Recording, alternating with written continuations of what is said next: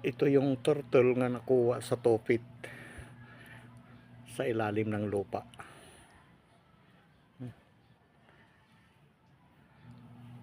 Nga, nakayuko ito pailalim. Na yun yung reference na bambo. Papunta dito. Dito nakuha yung turtle sa 9 feet. Ito pa pala ang mga bakas. No?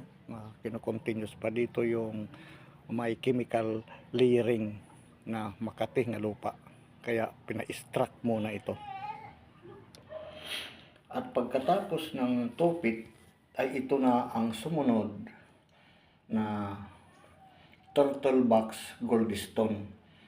Sa 9 feet naman ito na discovered na sa 2 meters ay simento na cover na mayroon chemical layering yung pinaka-trap bago ito makuha na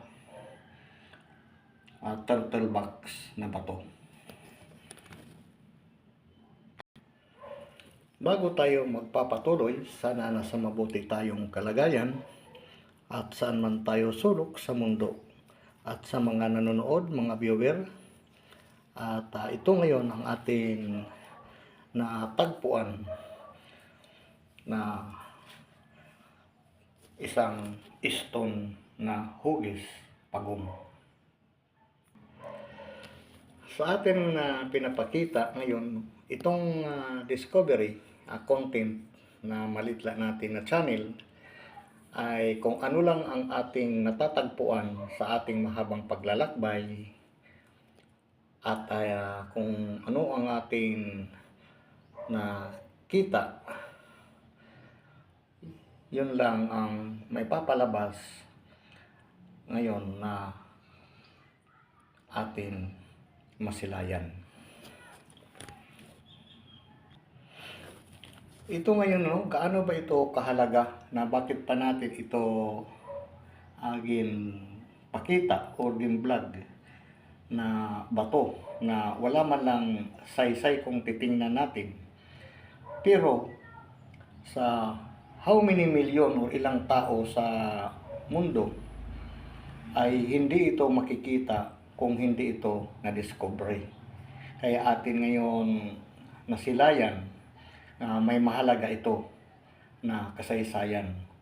Dahil sa akin pananaliksik, mahilig talaga din ako sa history, kung saan ang aking nakikita na mga exploration ay gusto ko na actual o ako mismo ang magdi-discover para sa katotohanan na atin ipinapakita. Itong turtles, ang background nito, no, ay ginawa na lang natin ito ng content para makita sa lahat na hindi ito ordinary o basta-basta nga atin makikita ngayon. Na itong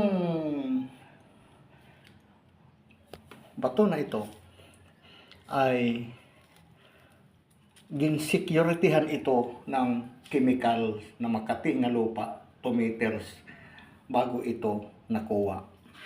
Ano ang sikreto sa ilalim ng lupa? Dahil nakita lang natin ito ngayon dahil nga nagkaroon ng paghuhukay or digging spot at ito ay nabuksan nga ang unang lupa ang naghuhukay ay na Makati ang lupa nga tumatama sa mga kamay or sa paa.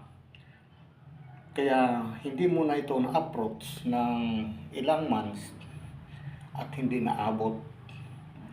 Dahil nga pina-extract muna nila ang isang butas, ay dito na ito na-found na bato. Na wala mang iba pang nakuha sa 3 meters or 9 feet nga ito lang ang nakita. Siguro po sa kanilang paglalakbay or pananaliksik sa kanilang lugar or sa atin ngayon ay napakahalaga ito para sa content natin ngayon na sabi ko kanina na ilang thousand na tao ay hindi ito matatagpuan kung hindi ito na-discover lamang na-accidentally nakita o nakuha. Kaya napakahalaga nito ng atin ngayon na nakita. Dahil hindi lang ito napulot sa daan, kundi ang tanong, bakit pa ito sinecurityhan ng chemical layering? Gaano ito kaimportante nga ba to? Na marami pa man siyang mga kasamahang ibang stone, siya lang ang naiiba.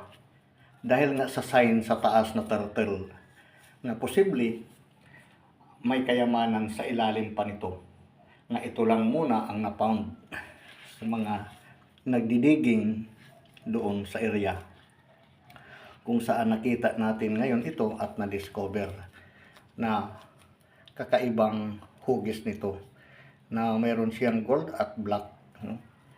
Parang siyang ay tiger's colors ito, na napakatigas nito, na hugis talaga siya, pagong na walang paa at saka walang ulo, na atin ngayon nasilayan.